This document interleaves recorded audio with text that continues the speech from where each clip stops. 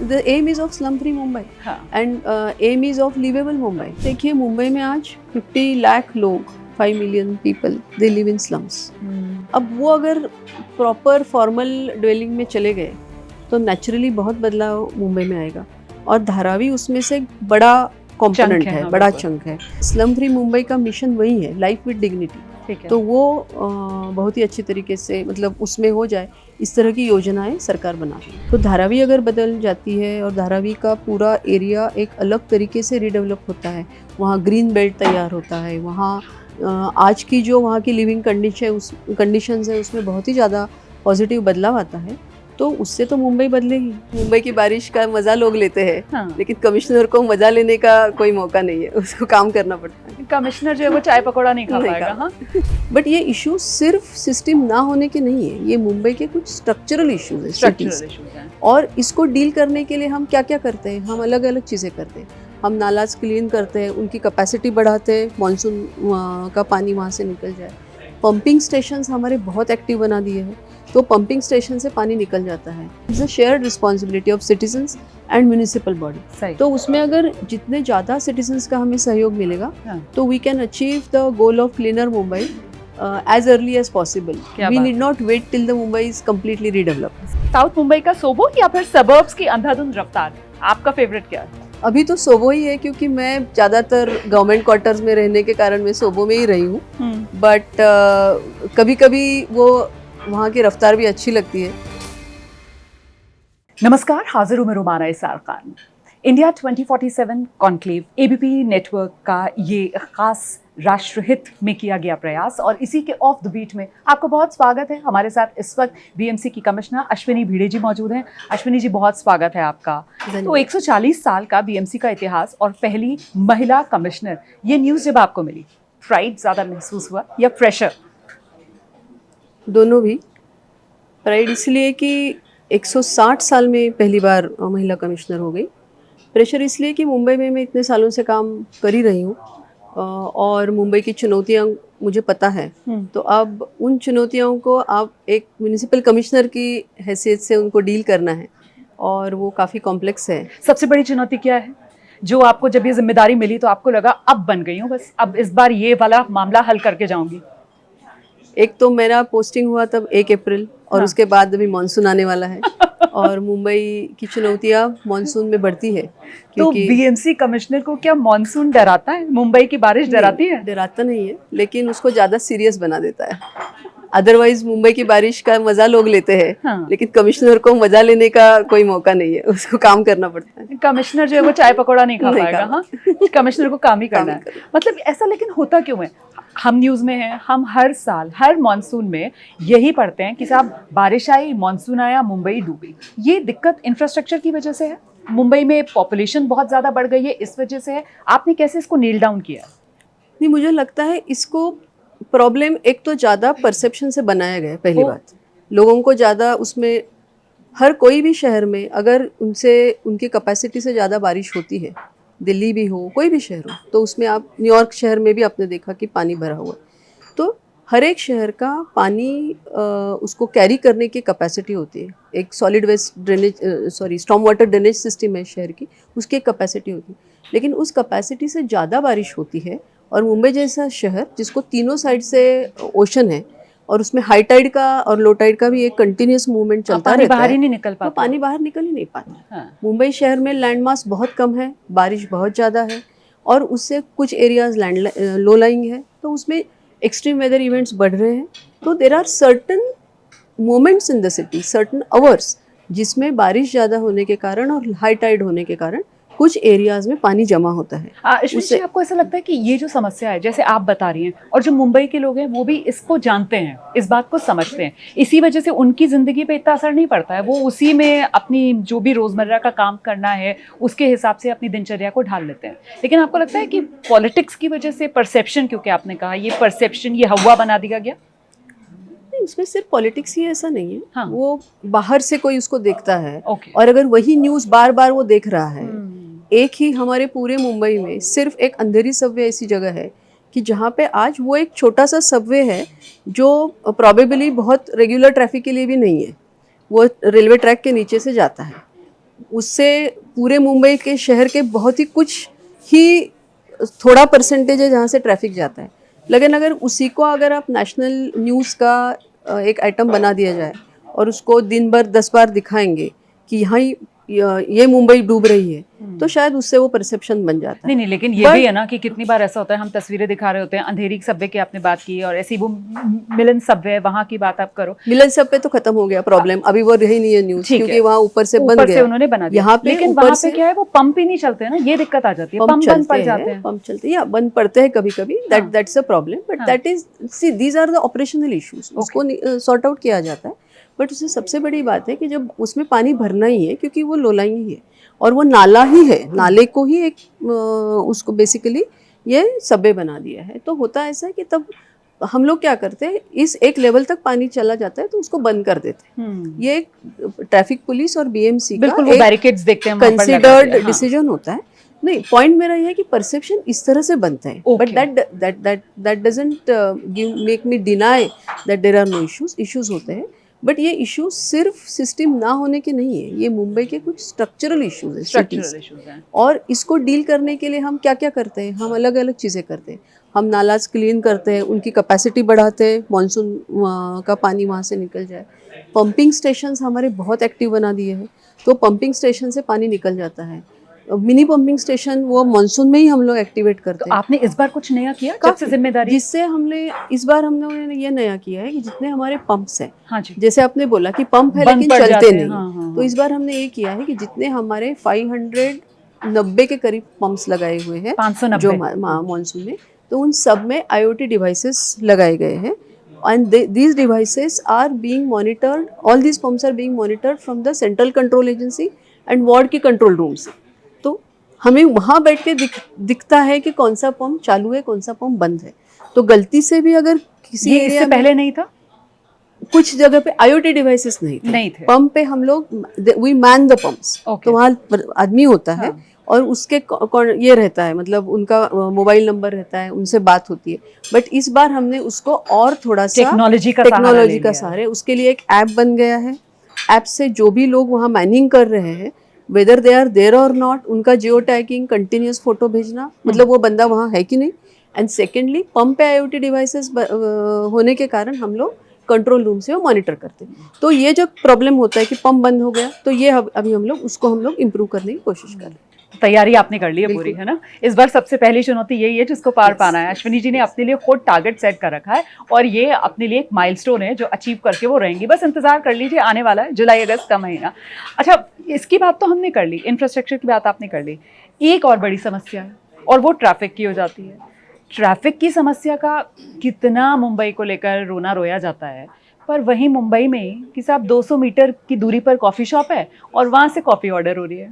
तो ये जो प्रॉब्लम है, ये स्ट्रक्चरल प्रॉब्लम ज़्यादा है या ये एक तरीके से माइंडसेट वाली प्रॉब्लम, बिहेवियरल प्रॉब्लम भी है? दोनों भी है मेरे ख्याल से। स्ट्रक्चरल प्रॉब्लम है क्योंकि रोड नेटवर्क जैसे मैंने बोला लिमिटेड है, और वही रोड्स है ईस्ट वेस्ट साउथ नॉर्थ जाने वाले, ईस्ट वेस्ट में थोड़ा कम है, तो उसके कारण कुछ एरियाज है जहाँ पे ट्रैफिक की समस्या है ही है।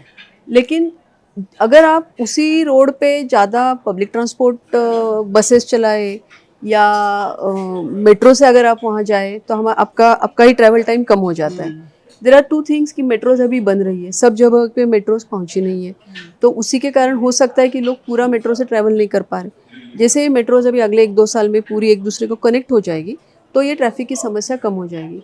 मुंबई में आपने बोला कि डिलीवरी फास्ट हो जाती है क्योंकि 2 व्हीलर्स से लोग ज़्यादा क्विकली डेस्टिनेशन पे पहुंच जाते हैं। उसके कारण मुंबई में पिछले 8-10 सालों में अगर देखा जाए तो व्हीकल्स जो बढ़ रहे हैं उससे ज़्यादा नंबर 2 व्हीलर्स का है। तो उससे कुछ सर्विसेज तो आपको फास्ट मिल रही है, लेकिन उतनी व्हीकल्स रोड पे बढ़ने के कारण आपका रेगुलर ट्रैफिक का स्पीड है वो भी कम हो रहा है। इसीलिए मैंने कहा कि भाई मतलब 200 मीटर का फासला है, खुद जाके ले लो, लेकिन वो भी ऑर्डर। इसीलिए मैंने कहा कि ये तो शायद माइंडसेट की प्रॉब्लम है ना, इसको भी। बट ये भी है कि मुंबई बहुत कंजेस्टेड है, मतलब उतना स्पेस ही नहीं है रोड पे। ये फुटपाथ्स पे भी हमारे यहाँ बहुत, मतलब not only encroachments but natural establishments भी बहुत हैं। तो लोगों को वेदर कंडीशंस भी ऐसी होती है कि तो लोग हमेशा चलना जो चाहते तो है लेकिन चल नहीं पाते।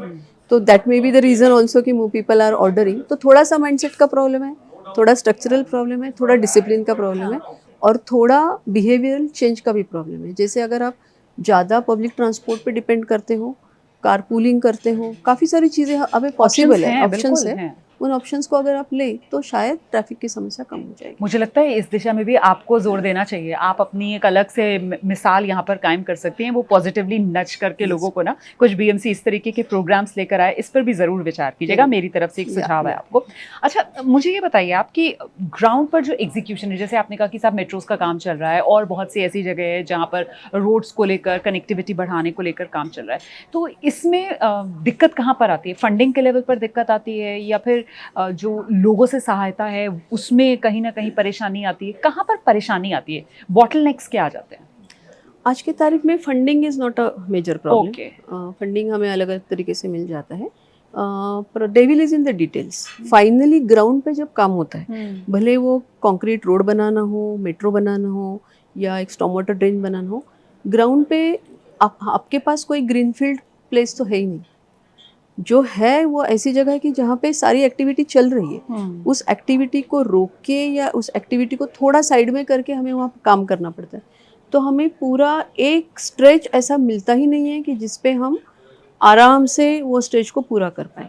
ये कंटिन्यूस अगर एक मतलब 1 किलोमीटर की लंबी भी अगर ये कंक्रीट रोड करना है, हाँ, बिल्कुल. तो उसको हमें 10 स्मॉल सेक्शन में बांटना पड़ता है. उसका काम करके फिर वो ट्रैफिक वहाँ से डाइवर्ट करो, फिर आगे चले जाओ.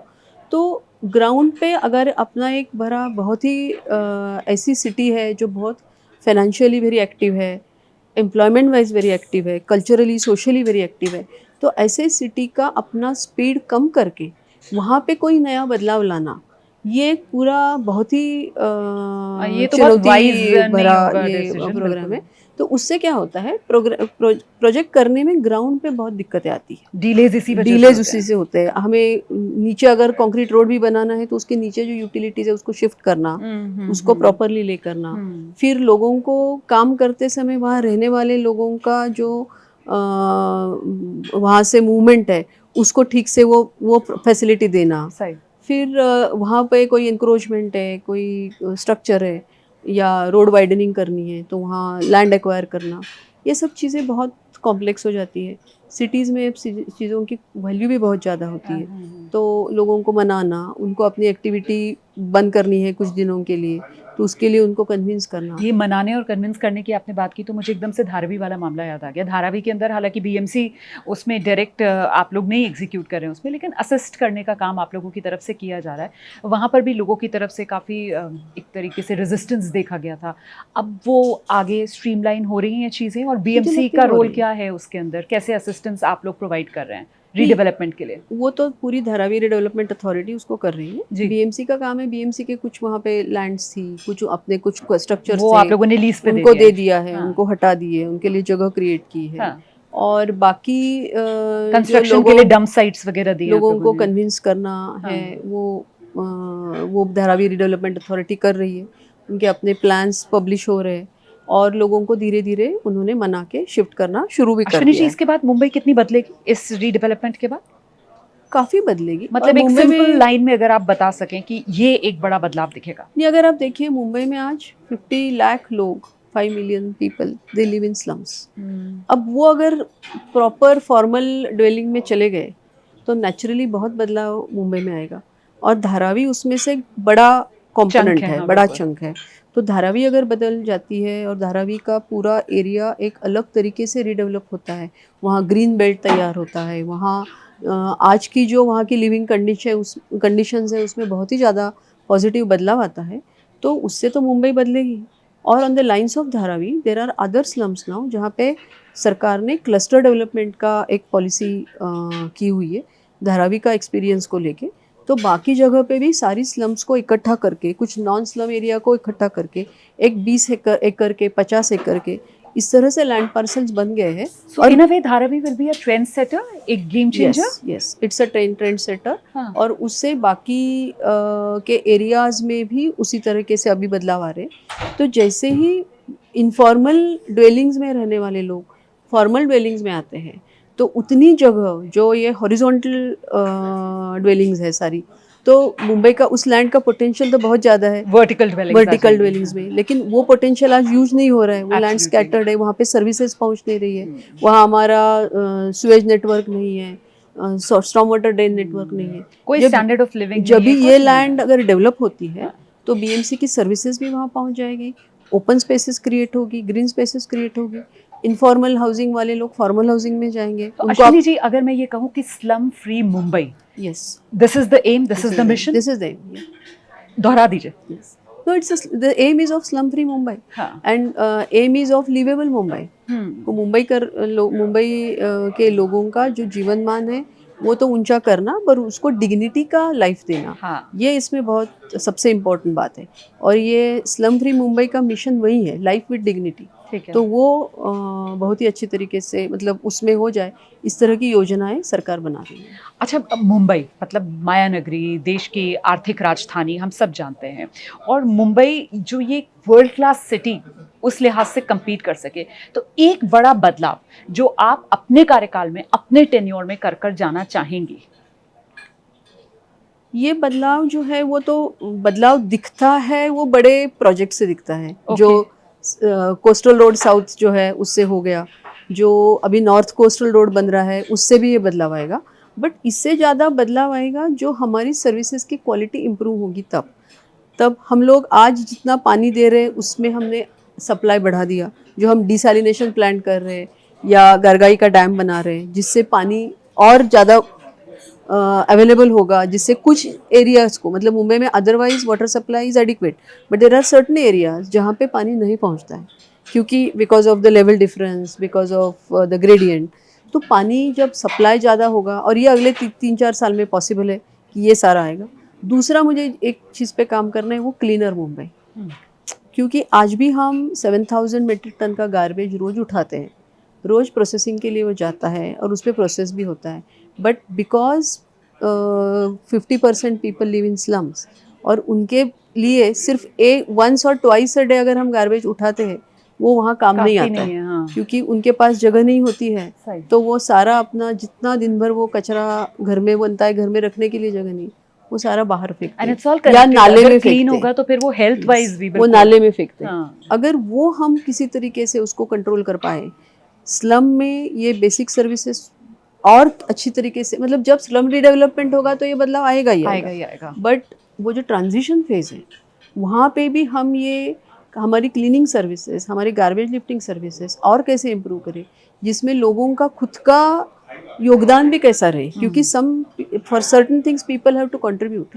अभी नए रूल्स ने ये भी बना दिया कि it's a shared responsibility of citizens and municipal body. तो उसमें अगर जितने ज़्यादा सिटीजन्स का हमें सहयोग मिलेगा तो we can achieve the goal of cleaner Mumbai as early as possible. We need not wait till the Mumbai is completely redeveloped. सही, पूरा स्लम फ्री होने की जरूरत नहीं है, अभी से हम लोग उस काम में जुट जाएंगे। तो 2047 जब भारत विकसित होगा, तो उस विकसित भारत की जो आर्थिक राजधानी है मुंबई, वो कैसी होनी चाहिए अश्विनी जी की नज़र में? वो तो फर्स्ट ऑफ ऑल वो स्लम फ्री होनी चाहिए, अफोर्डेबल हाउसिंग जिसको जिस तरह से चाहिए वैसे उसको मिलना चाहिए, ट्रांसपोर्ट मतलब ईज ऑफ ट्रांसपोर्ट तो होना ही चाहिए कोई भी, और लोगों के पास बहुत ऑप्शन होने चाहिए कि मैं कौन सा मोड ऑफ ट्रांसपोर्ट चूज करूं और मेरे डेस्टिनेशन पे जाऊं। और उससे ज़्यादा सिटी पेडेस्ट्रियन फ्रेंडली होनी चाहिए, ओपन स्पेसेस, ग्रीन स्पेसेस ज़्यादा होनी चाहिए, and ease of movement, ease of living, ease of doing business, ये सारी चीज़ें जो आज हम बात करते हैं और उसके लिए मेहनत भी कर रहे हैं, वो 2047 में ये सारे सपने आज हम जिसको बोल सकते हैं, क्योंकि 100% तो हम वहाँ तक पहुँचे नहीं है, वो सारे रियलिटी में ट्रांसलेट हो जाए ऐसे मुझे लगता है। ठीक है, अब कुछ चटपटे और फटाफट वाले सवालों पर आते हैं जल्दी से। मुझे बताइए कि आजकल सोशल मीडिया का बहुत ट्रेंड है, हैशटैग्स खूब चलते हैं, तो अगर अश्विनी जी को बीएमसी का कमिश्नर ने एक मीडिया इन्फ्लुएंसर बना दिया जाए तो मुंबई की बेहतरी के लिए वो कौन सा हैशटैग है सोशल मीडिया पर चलाना चाहेंगी? मैं तो क्लीन मुंबई चलाना चाहूँगी, हैशटैग क्लीन मुंबई। ठीक है, कुछ और सवाल। ज्यादा सिरदर्द क्या है, अंडरग्राउंड मेट्रो की टनलिंग का काम या फिर बीएमसी के बजट का मैनेजमेंट? दोनों भी टफ है। दोनों टफ है? दोनों टफ है। टाइम मत कीजिए, एक चुनिए। क्योंकि टनेल वो उसको एक्चुअल ग्राउंड पे करना पड़ता है, वो टनेल इतनी बड़ी टनेल मुंबई के ये पूरे लाइव सिटी में बनाना, ये भी उतना ही टफ है, और बीएमसी का बजट को खर्चा करना है वो भी अलग अलग चीज़ों पे, तो वो भी टफ है। इसमें टाई है, मैं दोनों में से एक चूज नहीं कर सकती। अश्विनी जी को पर्सनली क्या अच्छा लगता है, अपने ऑफिस में बैठकर फाइल्स पे साइन करना या फिर ग्राउंड पर जाकर मुआयने करना, निरीक्षण करना? आपका पर्सनल फेवरेट क्या है? मेरा है ग्राउंड पे जाके काम करना, क्योंकि वहीं आपको रियलिटी दिखाई देती है, और फिर ऑफिस में निर्णय लेने में समय नहीं लगता। Okay, because once you are hands on what is happening on the ground, तो फिर फाइल पे डिसीजन लेने में टाइम नहीं लगता। तो क्रोनोलॉजी है, पहले ग्राउंड पर जाओ, निरीक्षण करो, वहां से फर्स्ट हैंड इन्फॉर्मेशन लो और उसके बाद धड़ से दफ्तर आकर साइन कर दो। क्या बात है, शानदार वर्किंग स्टाइल है। अच्छा, जल्दी से, साउथ मुंबई का सोबो या फिर सबर्ब्स की अंधाधुंध रफ्तार, आपका फेवरेट क्या है? अभी तो सोबो ही है, क्योंकि मैं ज़्यादातर गवर्नमेंट क्वार्टर्स में रहने के कारण मैं सोबो में ही रही हूँ, बट कभी कभी वो वहाँ की रफ्तार भी अच्छी लगती है। जब वीकेंड्स पे कहीं अभी काम के बहाने में वहाँ जाती हूँ, तो वहाँ वो एक स्टाइल अलग ही होता है। ये बड़ा मजेदार सवाल आपके लिए आने वाला है। ये सोशल मीडिया पर जो सिर्फ ज्ञान देने वाले, और वैसे भी अब आने वाला है मॉनसून, तो बहुत सारे कीबोर्ड वॉरियर्स आएंगे, है ना, बहुत सारे आप हैशटैग और अलग अलग तरीके के ज्ञान आपको मिलेंगे, तो उनके लिए एक शब्द कह के जाइए। देखिए, बीएमसी अच्छा अभी पूरी तैयारी में है, हाँ। और आपको बहुत ज्यादा मौका नहीं मिलेगा कुछ सवाल करने का। ये उनके लिए ये उनके लिए ये सही है। और ultimate stress buster Ashwini ji का क्या है, मतलब एक कड़क चाय की प्याली हो या फिर ब्लैक कॉफी पर्सन, क्या है पर्सनालिटी? Black coffee. सुबह की शुरुआत ब्लैक कॉफी के साथ, तो बालकनी से समुद्र देखते हुए कैसी होती है मॉर्निंग? समुद्र तो अभी नहीं दिखता है मुझे क्योंकि मैं मॉर्निंग तो ऐसी, मतलब मुझे जो दिखता है वो तो सारी आसपास बिल्डिंगें ही दिखती है, लेकिन इट्स विथ अर्ली मॉर्निंग तो मैं कुछ लेती हूँ, लेकिन my day starts with black coffee. It starts with black coffee, great for energy. Yes. और मुंबई की लाइफलाइन, मतलब अभी जो हम कहते थे कि भाई जो लोकल है वो लाइफलाइन है, आपको क्या लगता है, लाइफलाइन मुंबई लोकल ही रहने वाली है या फिर new age metro will take over?